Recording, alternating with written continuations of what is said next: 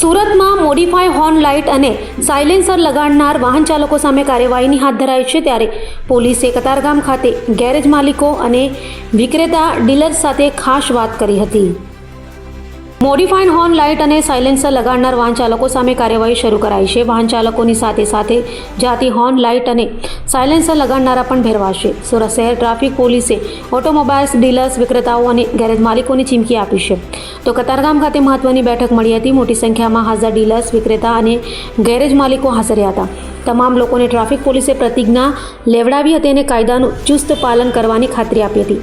હાલ પોલીસ માત્ર લોકોને સમજણ આપશે અને ત્યારબાદ સ્પેશિયલ ડ્રાઈવ સાથે કડક કાર્યવાહી કરાશે.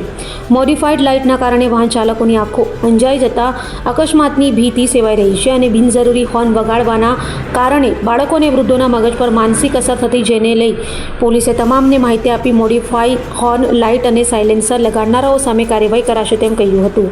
1 ફેબ્રુઆરીથી સુરત શહેર ટ્રાફિક પોલીસ દ્વારા નો હોન્કિંગ માટેની ડ્રાઈવ શરૂ કરવામાં આવી છે. આ પહેલ અંતર્ગત અમે તમામ લોકોને હોર્ન નહીં વગાડવા માટે અવેર કરીએ છીએ અને અમે એનું પાલન કરાવવા માટે અલગ અલગ સ્ટેક હોલ્ડર્સ સાથે મિટિંગનું આયોજન કરીએ છીએ. જે અંતર્ગત આજે અહીંયા કતારગામ હોલ ખાતે અમે લોકોએ જે એસેસરીઝના ડીલર, કાર ડીલર્સ એ લોકોની સાથે એક મિટિંગનું આયોજન કર્યું, જેમાં મોડિફાઈડ લાઇટ્સ, મોડિફાઈડ સાયલેન્સર અને મોડિફાઈડ હોર્ન જે લોકો વિક્રેતા છે, હોલસેલર છે અથવા તો જે કોઈ પોતાની દુકાનમાં વેચે છે અથવા તો રિપેરિંગ કરે છે, એ બધાની આજે મિટિંગ લઈને એમને સૂચના આપવામાં આવી કે તમે આ જે સરકારની નિયત મર્યાદા વિરુદ્ધના જે સાધનો છે તમે કોઈને વેચાણમાં લગાવી નહીં આપો, એનું વેચાણ પણ નહીં કરો અને સંગ્રહ પણ નહીં કરો.